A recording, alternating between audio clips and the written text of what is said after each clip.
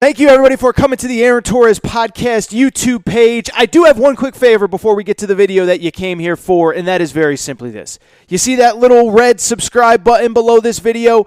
Go ahead, smash that subscribe button.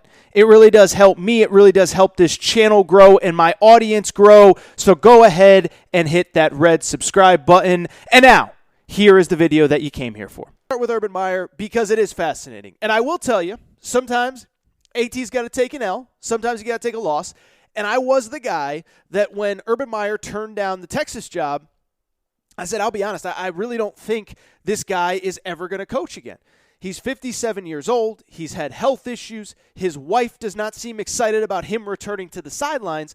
But the more that I kind of looked into it, and the more that I talked to smart people, including, frankly, on this podcast last week, Zach Smith, the more that I realized, you know what?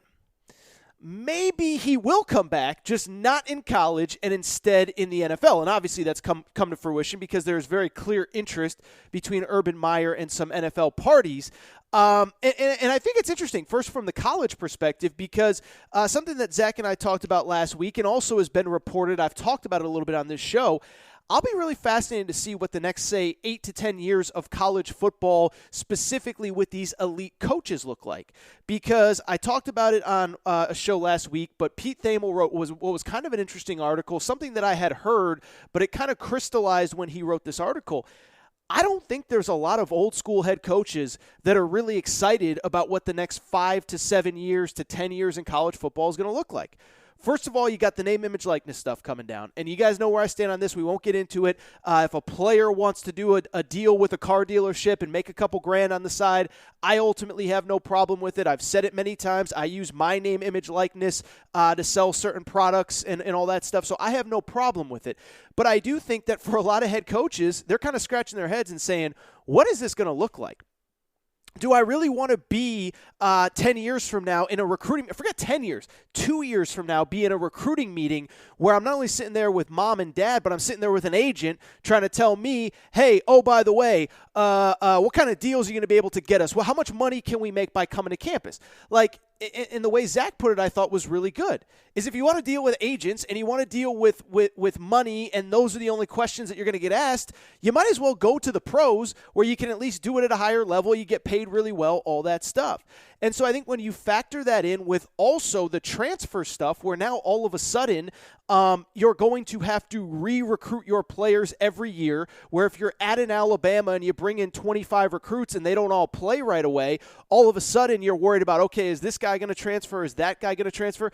I think a lot of these coaches that have been in the game for a while, not saying it's bad for the student athlete, but I do think these coaches are going to kind of look around and say, wait a second now, if I got to deal with essentially free agency and essentially agents and endorsements, I might as well go do it at the pro level. I didn't get into the college game to deal with all this nonsense. And so I am very curious as to see what the future of college football looks like, not only for Urban Meyer, whether he wants to stay or not, but what does it mean for, say, Dan Mullen, who clearly has some sort of NFL interest. It's very public that he would be interested in coaching in the NFL.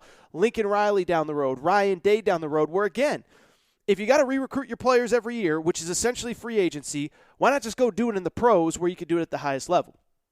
But that is the reason, reportedly, that Urban Meyer was not interested in Texas. It wasn't just the health issues. It wasn't just his wife being uncomfortable with him being on the sidelines. It was the idea of, like, I want to see what all this stuff looks like before I commit to rebuilding a program where maybe I'm not just recruiting a kid and promising them a scholarship and this is how we're going to develop you. Now I got to promise them I'm going to get you this amount of money in endorsements and things of that nature. So I'm getting off topic here, but I bring it up because I don't see Urban Meyer in college football over the next 4 or 5 years. But the NFL, it's very clear that there's interest, and it's very clear that it may be coming down here in the next few days. Obviously, there's been reports that the Jaguars, really for about 2 weeks now, there's been reports linking the Jaguars. Their job is officially opened up. And then also, most recently, the LA Chargers with Justin Herbert, Joey Bosa, really nice young core, Melvin Ingram, could be interested as well. And so I want to talk about Urban. I want to talk about the possibility of him going to the pros and whether I think it'll work or not. First of all, I think the interest is clearly real, right? I think it's clearly real. I think it's really interesting. And I do think Jacksonville makes a lot of sense. I mean, when you look at Jacksonville, it is kind of the ideal setup. You got the number 1 overall pick. You're going to get Trevor Lawrence. You're going to get a quarterback that you believe you can build your franchise around for the next 10 to 12 years. You got a bunch of draft picks, a bunch of young players, a bunch of salary cap room, and all of a sudden you can really build this thing out the way that you want. I mentioned it with Urban Meyer a minute ago. He's still 57. He's still got some good years in the tank.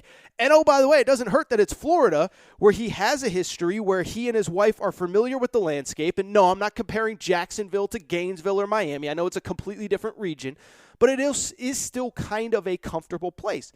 So I do think that is where the interest comes from. It's kind of a sweet setup, right? And I think I talked about it maybe on the last show or the show before, where I said, look, Urban Meyer's not going to just take any NFL job. He's not going to take the Falcons, where they're going to have to rebuild and draft a new quarterback here in the next few years. He's not taking the Lions.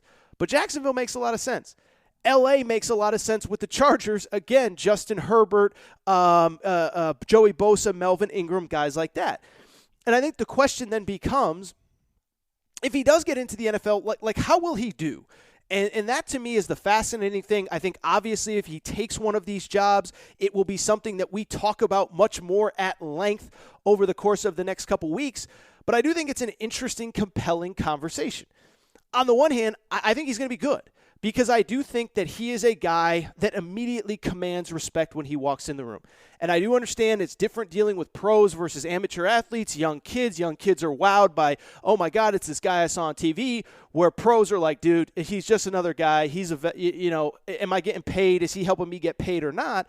But I do think on the flip side, you could look at it as those guys still grow up watching Urban Meyer. And he recruited a lot of them probably. A lot of them that he didn't recruit wanted to be recruited by him. And I do think there's a presence about him that there isn't with other college coaches coming to the pros.